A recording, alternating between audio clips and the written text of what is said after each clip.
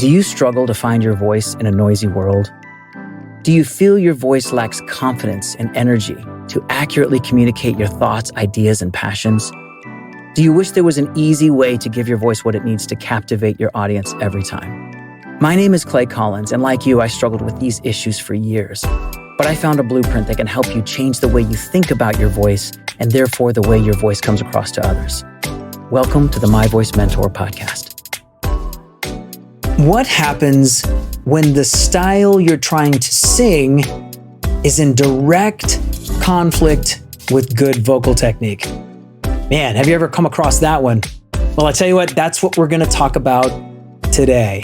But first, if you want to improve your voice, whether you're a public speaker or a singer, check out my free 5-day vocal bootcamp. All you got to do is click on the link in the description or go to myvoicementor.com/bootcamp and you can sign up for this free course that's going to give your voice some really good practical tips to start improving it right now today. Can't wait to give that to you. So head on over there right now or after this podcast and sign up for that. I would love to get you on your journey. So let's talk about today's topic.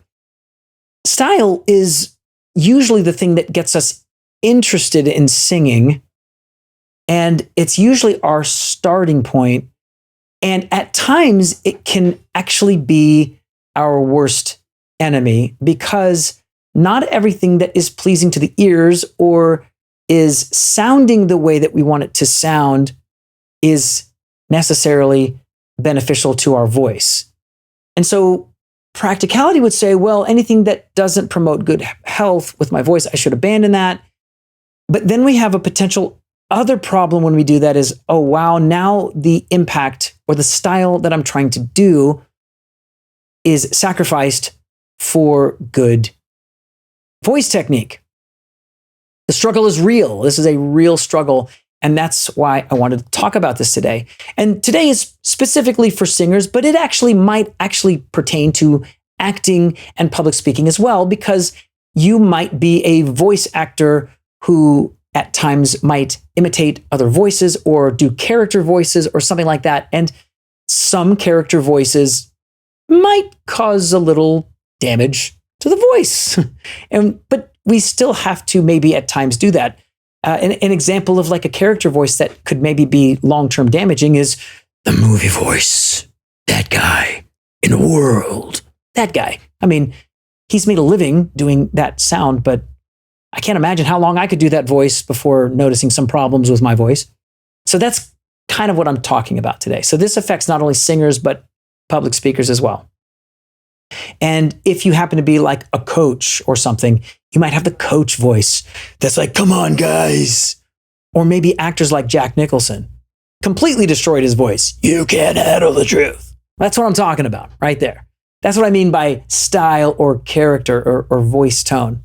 Now, I've heard a lot of technically perfect voices. In fact, a lot of times voice coaches like me have figured out how to sing and speak technically perfect. Everything's just perfect. The perfect amount of nasal resonance, all of this. And they just, even when they talk like this. It's perfect. It's perfect. And so when they go to sing, it's perfect. It doesn't sound perfect though, does it? No.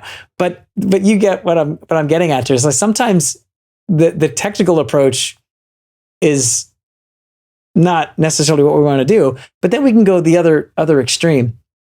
What I want to talk about today is some practical tips, practical guidelines to help you steward this balance between style and technique, because you have to consider both. So the first thing that I want to say is the 80-20 rule here really does apply. And the 80-20 rule basically means 80% of the time, do the healthy thing. And that gives your body and your voice a 20% margin for things that may not be best for your voice, but the body can tolerate it because 80% of the time you're doing the right thing. So what I encourage singers and speakers to do is, hey, I want you to adopt some healthy vocal practices all the time. Like one of the things that I noticed in my speaking voice for the longest time until I actively started changing it is I knew how to sing with good technique, but then when I'd go to speak or do voiceovers, I found myself talking like this. And then after about 3 hours of that, I noticed, oh, wow, my voice is scratchy. I'm tired. My voice radically changed at the end of that third hour than from the first hour. And without realizing it, I was trying to soften my voice, putting a little bit of softness to it. And I did that for hours on end and was causing some voice problems. Well, once I realized this, okay, now I realize I need to change my speaking voice to be a little bit more sing-songy, a little bit more the way I would sing a song, a little bit more compressed, a little bit less breathy. And I found by doing that and getting into the habit of doing that, my voice would last much longer and I could speak for longer periods of time. And so that's one of the things that I do is just make sure that I'm not overly introducing a lot of breath when I'm talking, not gasping for air and just inhaling and exhaling, causing a lot of vocal strain that way. So that was one of the things that I did is really just whatever I'm doing 80% of the time, which is usually not related to my profession, just in my everyday talking, I try to adopt good, healthy vocal habits. That way, when I might need to do that one thing that might be a detriment to my voice, it will quickly recover because most of the time I'm doing the right thing. That's a really good practical tip. Adopt healthy vocal habits all the time.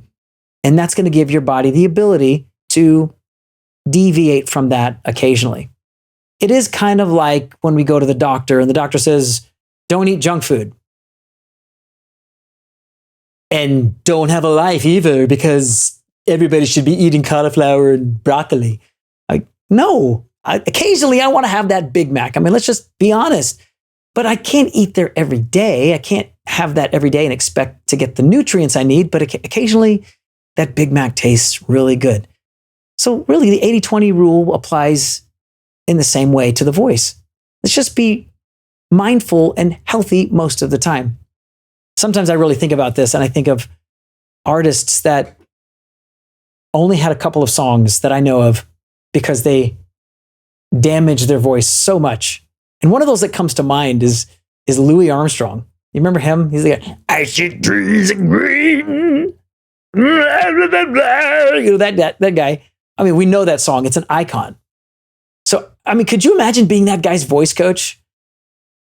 He comes into your office to start singing like this. And you say, dude, your technique is terrible. It's awful. We got to fix that. And all of a sudden, this voice coach works with Louis Armstrong. And after a while, Louis Armstrong learns how to sing with proper technique. And he begins singing like this. And all of a sudden, all the character and quality of Louis Armstrong that we know and love is gone. Well, that's dumb. We probably wouldn't even know who that guy is. There's that specific voice that we know and hear. It's like every time you hear that, I mean, my gosh, every time I hear that song, it brings tears to my eyes. I just love it. And I honestly don't know what happened to him because really, aside from that song and maybe one other, I'd never heard any other Louis Armstrong song. Maybe that was his mark on the world, I guess. But what would I tell Louis Armstrong? Don't do that all the time. Do it sometimes, right? But not all the time. As you can see, I'm capable of making a Louis Armstrong-esque sound, but I don't live there.